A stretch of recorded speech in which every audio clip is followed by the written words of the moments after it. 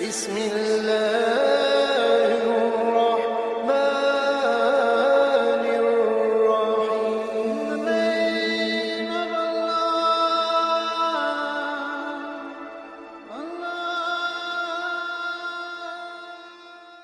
الشيطان الرجيم. بسم الله الرحمن الرحيم. ولا يحسبن الذين كفروا سبقوا. سورۃ الانفال 8واں رکوع ہے. پہلی آیت کے اندر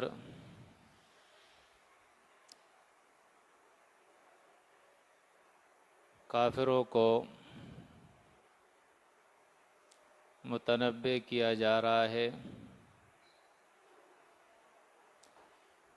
کہ وہ یہ گمان بھی نہ کرے کہ وہ اللہ کے عذاب سے بچ جائیں گے، اللہ کی پکڑ سے بچ جائیں گے. وَلَا يَحْسَبَنَّ الَّذِينَ، اور گمان نہ کرے وہ لوگ، خیال نہ کرے وہ لوگ، کفرو جنہوں نے کفر کیا ہے، سبقو کہ وہ بچ جائیں گے. سبقو کے معنی ہوتے ہیں آگے نکلنے کے، یعنی یہ بچ کر نکل جائیں گے. انہم بے شک یہ لوگ، لا یعجزون یہ عاجز نہیں کر سکتے اللہ کو، کمزور نہیں کر سکتے اللہ کو. یہ جتنے بھی زیادہ ہو جائے اور جتنی بھی مخالفت کر لے،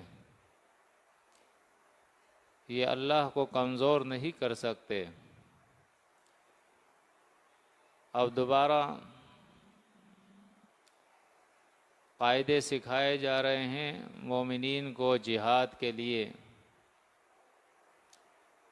کہ اے ایمان والو، کافروں کے مقابلے میں اپنے آپ کو تیار کرو.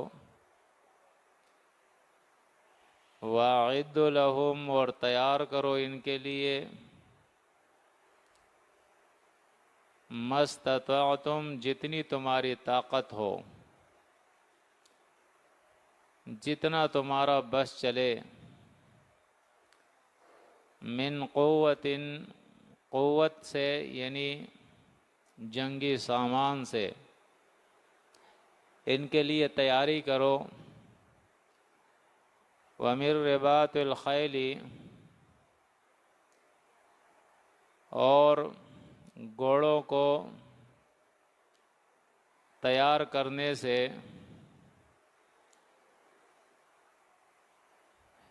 اس وقت چونکہ سواری کا یہ ذریعہ تھا، ہاتھی، گھوڑے، خچر، گدھے، یہی چیزیں استعمال ہوتی تھی. اور اس میں سب سے بہترین چیز جو تھی، یا تو اونٹ تھے اور یا یہ گھوڑے تھے. تو سب سے بہترین چیز جو تھی اس کا اللہ نے ذکر فرمایا. رابطہ کے معنی ہوتے ہیں باندھنے کے. اس سے مراد جو ہے ان کی تیاری ہے. ترہبون ڈراتے ہو تم بھی اس کے ذریعے، عدو اللہ اللہ کے دشمنوں کو، وعدوکم اور اپنے دشمنوں کو. یعنی اگر تمہارے پاس قوت ہوگی، طاقت ہوگی، جنگی سامان تمہارے پاس ہوگا، تو یہ مشرک قوم تم سے دب کے رہے گی، کیونکہ یہ اللہ پر، آخرت پر ایمان نہیں رکھتی. یہ تو دنیا کے اسباب پر یقین رکھتی ہے. تو جتنی زیادہ تمہاری تیاری ہوگی، اتنا زیادہ امکان ہے اس بات کا کہ دشمن جو ہے وہ تم سے ڈرے گا. وآخرین اور ان لوگوں کو بھی تم ڈراؤ گے من دونہم جو ان کے علاوہ ہے، لا تعلمونہم تم نہیں جانتے ان کو، اللہ یعلمہم اللہ ان کو جانتا ہے، یعنی منافقین جو تمہارے اندر چھپے ہوئے ہیں جن کو تم نہیں جانتے، جس کا ذکر سورہ توبہ میں آئے گا، وہ بھی اس کے ذریعے ڈرے رہیں گے، دبے رہیں گے۔ اب پھر ترغیب الی الجہاد ہے، وما تنفقوا اور وہ جو خرچ کرتے ہو تم من شیئن جو کچھ بھی ہو، فی سبیل اللہ اللہ کے راہ میں، یوفا الیکم پورا پورا لوٹا دیا جائے گا تمہارے طرف، یعنی اس کا اجر و ثواب، اس کا بدلہ پورا پورا تمہیں دیا جائے گا، وَأَنْتُمْ لَا تُظْلَمُونَ اور تمہارے حق میں کمی نہیں کی جائے گی، یعنی اللہ کے راہ میں خرچ کرو۔ دیکھیں ہمیں فرق کرنا چاہیے انفاق فی سبیل اللہ کے اندر۔ ایک تو یہ وہ لوگ ہوتے ہیں پیشاور اور اس قسم کے لوگ جو دین کے اوپر اپنے آپ کو پالتے ہیں، کھانا پینا ان کا جو ہے انہی چندوں سے اور دین کے ذریعے ہوتا ہے، جس کے اسلام کے اندر ممانعت ہے کہ طاعات کے اوپر کوئی اجر جو ہے وہ نہیں لے سکتا، فرائض کے اوپر کوئی اجر نہیں لے سکتا، لیکن ایک وہ انفاق فی سبیل اللہ ہے جس کی ضرورت اللہ کے دین کو ہے، دشمن کے لیے تیاری ہر طریقے سے، مدارس کی تعمیر اور اس کی تیاری اور اس کے انتظامات کے خرچے، مساجد کی تعمیر، اسی طرح دینی دروس اور مجالس اور پروگرامات، اللہ کے دین کے لیے سیاحت، نکلنا اللہ کے دین کے لیے ہجرت کرنا، اسی طرح جماعت کے اندر وہ لوگ جو غربا ہے، مساکین ہے، یتیم ہے، مسکین ہے، بیوہ ہے، قرضدار ہے یا مسافر ہے، اس قسم کے لوگوں کی مدد کرنا، اللہ کی کتاب کی اجراء اور اس کو پھیلانے کے لیے تگ و دو کرنا، ان سارے کاموں کے اندر لازمی بات ہے کہ یہ بغیر انفاق فی سبیل اللہ کی یہ چیزیں نہیں ہوتی ہے۔ تو اس کے لیے مومنوں کو چاہیے کہ وہ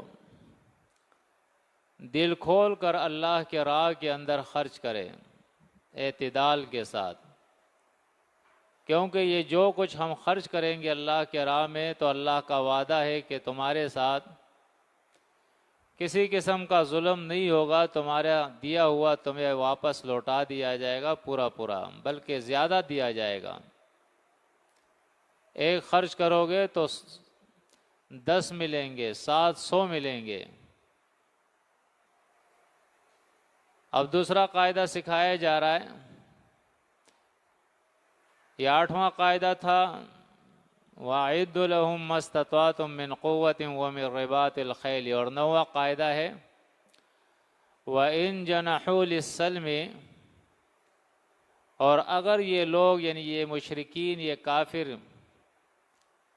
مائل ہو جائے للسلم صلح کے طرف، یہ صلح کرنا چاہے، فَاجْنَحْ لَهَا تو آپ بھی اس کے لیے مائل ہو جائیں، یعنی پھر آپ بھی ان سے صلح کر لیں۔ یہ طریقہ اصول ہے کہ اسلام کبھی جنگ نہیں چاہتا ہے،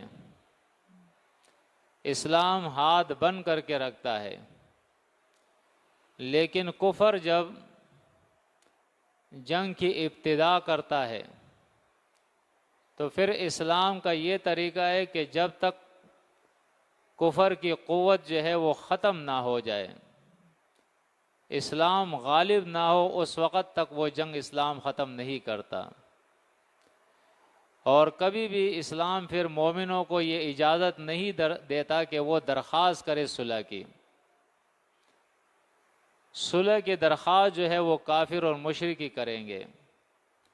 ہاں اگر وہ صلح کے لیے درخواست کر لے تو پھر مومنوں کو چاہیے کہ وہ بھی صلح کی درخواست کو قبول کر کے صلح کر لے، راضی نامہ کر لے کہ جنگ ایک دوسرے سے نہیں کریں گے۔ وتوکل علی اللہ، اور توکل اور بھروسہ کرے اللہ کے اوپر۔ انہ، بے شک یہ اللہ هو السمیع، وہ سننے والا ہے، العلیم اور جاننے والا ہے۔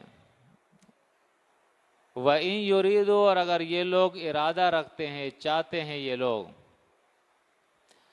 أَن يَخْدَعُوكَ، کہ آپ کو دھوکہ دے، یعنی صلح اس لیے کرتے ہیں کہ آپ کو دھوکہ دے۔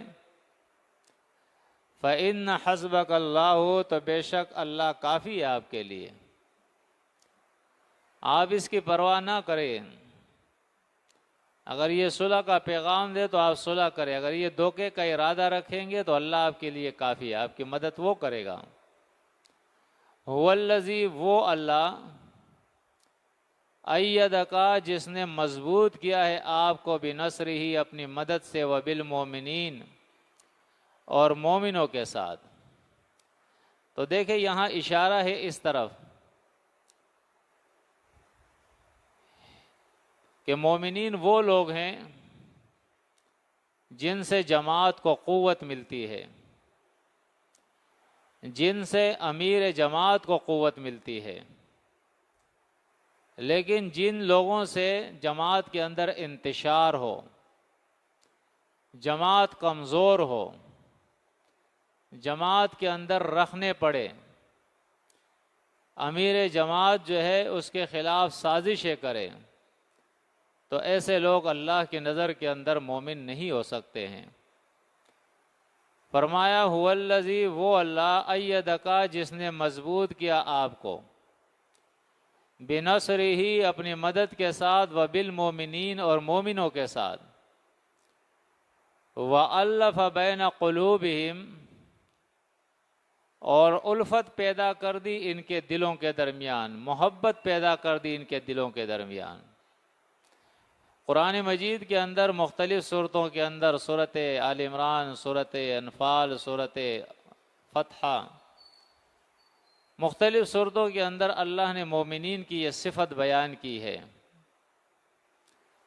کہ یہ جو ہے رحماء بینہم ہوتے ہیں، آپس کے اندر بڑے رحم دل اور ایک دوسرے پہ رحم کرنے والے ہوتے ہیں، ایک دوسرے کے سامنے عاجزی کرنے والے ہوتے ہیں۔ سورۃ المائدہ کے اندر آتا ہے، ان کے دل جو ہے وَأَلَّفَ بَيْنَ قُلُوبِهِمْ، الفت اصل میں کہتے ہیں ایک چیز کا دوسرے چیز کے ساتھ لپٹ جانا، یعنی ان کے دل آپس میں لپٹے ہوئے ہوتے ہیں، ملے ہوئے ہوتے ہیں، ایک ہوتے ہیں۔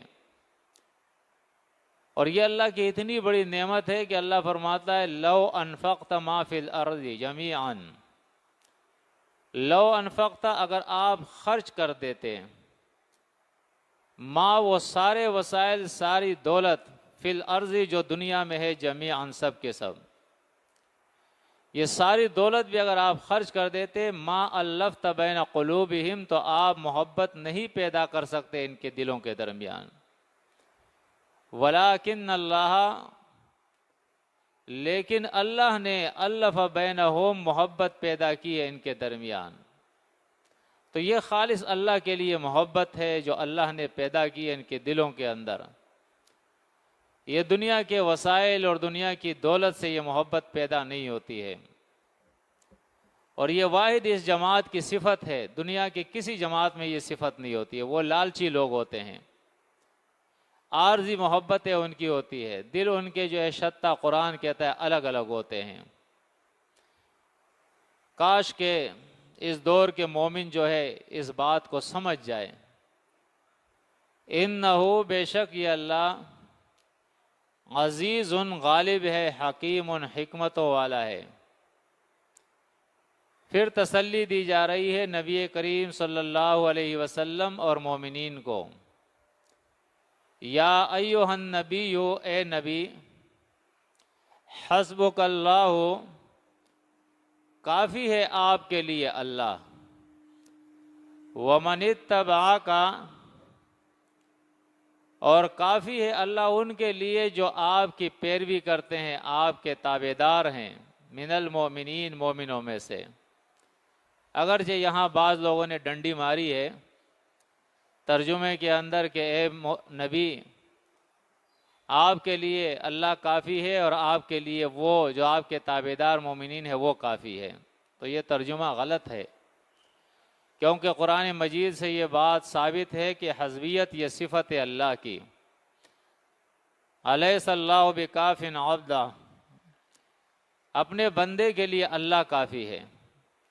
تو اس کا ترجمہ یہ ہے کہ اے نبی، اللہ کافی ہے آپ کے لیے، اور اللہ کافی ہے ان لوگوں کے لیے جو تابعداری کرتے ہیں آپ کی، من المومنین، مومنوں میں سے۔